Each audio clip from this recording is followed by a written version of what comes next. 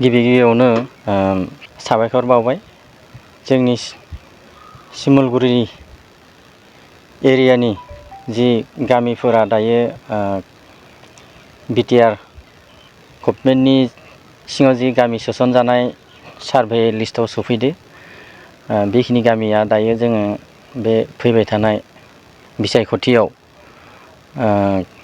जों भट होनो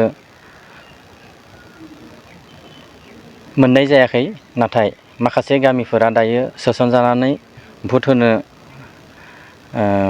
मोन्थाय मोनदों। जाहाथे जोंनि बे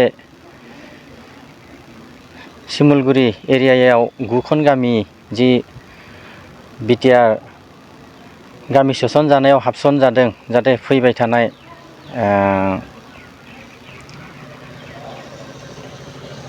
गोदान गभर्नमेन्ट दानानै बा जाय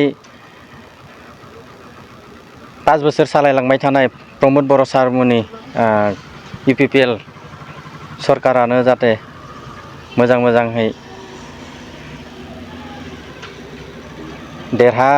देरहानानै बा रायजोफोरा गासै जाय गामिफोरा सोसनजादों बिथांमोना जाहाथे भट होनानै देरहाहोनानै बे फैबाय थानाय गभर्नमेन्टखौ जाहाथे दाफिननो हायो, बेखौनो जोंनि सिमुलगुरिनि जानानै आङो गुरै खावलायनाय जाबाय। नोंथांमोना बबे दोलोजों सापर्ट दं बेखौ एसे फोरमायना होनो थाखाय खावलायनाय जाबाय। दासिमबो नोंथांमोना रेभिनिउ भिलेजावबो दङ, नाथाय बिटिआरआव मुं फैयाखै। थेवब्लाबो नोंथांमोना दायो सोर दोलोखौ सापर्ट होगोन होननानै बुंनो सानो? जोङो दा जिहेतु सालायलांनाय प्रमद बर' सारमोननि दोलो UPPL सरकारखौनो जोङो सापर्ट होनांगोन। मानो होनबा बिथांमोनानो जोंनि बे गामि सोसननाय खामानिफोरखौ मावफुंदों आरो बे